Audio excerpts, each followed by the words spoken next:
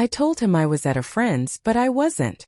Before we dive in, please help me reach 1,000 subscribers and tap the bell so you don't miss these real-life stories. I never thought a single careless lie could end with my husband standing in a hotel lobby, waiting for me. That night, I told him I was sleeping over at a friend's place. I told myself I was being smart. I told myself I had everything under control. I wasn't. My name is Laura. I'm 35, living in a quiet town in Pennsylvania with my husband, Kevin.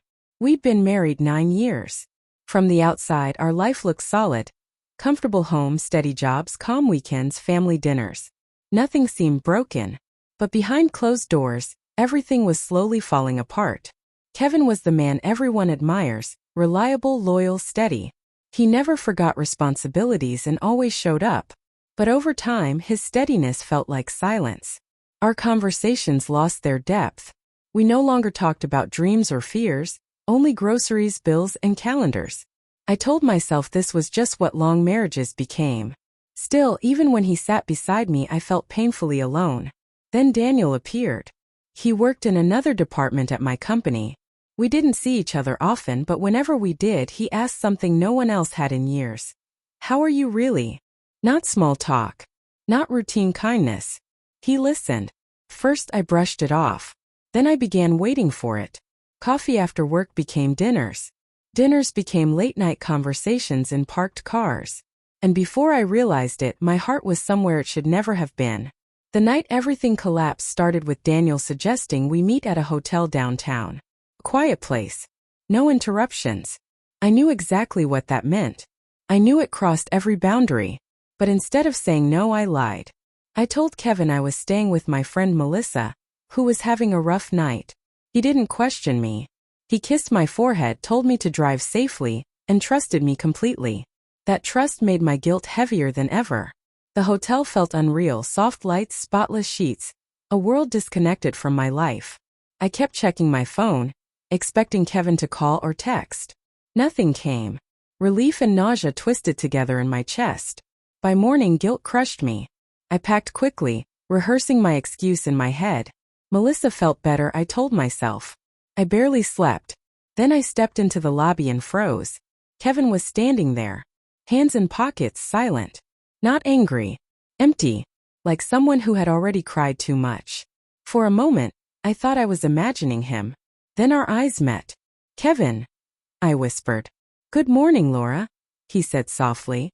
My knees nearly gave out, I admitted. What are you doing here? I followed your location, he said. I wasn't planning to confront you. I just needed to know if my instincts were wrong. My heart pounded. People passed us, unaware of the quiet destruction unfolding before them. It's not what it looks like, I panicked. He gave a tired, small smile. You walked out of a hotel. You told me you were with a friend. I think it looks exactly like what it is. I tried to explain my loneliness, how I never meant for things to go this far. He didn't interrupt. He just listened. His silence hurt more than shouting ever could. Did you really think I'd never find out? He asked. I didn't think at all, I whispered. That, he said quietly, might be the most honest thing you've said. We stood there as strangers passed us by, oblivious. I waited all night, he finally said. I kept hoping you'd come home and tell me the truth. When you didn't, I knew. I'm sorry, I said. I'll do anything. Therapy, transparency, anything. He looked at me long and steady. I believe you're sorry, he said. I just don't know if sorry can fix this. Then he did something I'll never forget. He took off his wedding ring and placed it in my hand. I can't pretend this didn't happen. I can't unsee what I saw.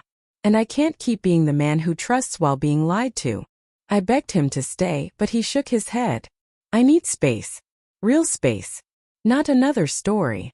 And then he walked away, leaving me in that hotel lobby with my world shattered. When I got home, the house felt empty. Kevin's shoes were gone. His toothbrush missing. A note left behind. I'm staying with my brother. We'll talk later. Please don't contact me right now. Days passed, then weeks. Conversations eventually happened, through counselors, lawyers, long pauses, and tears. Kevin filed for separation.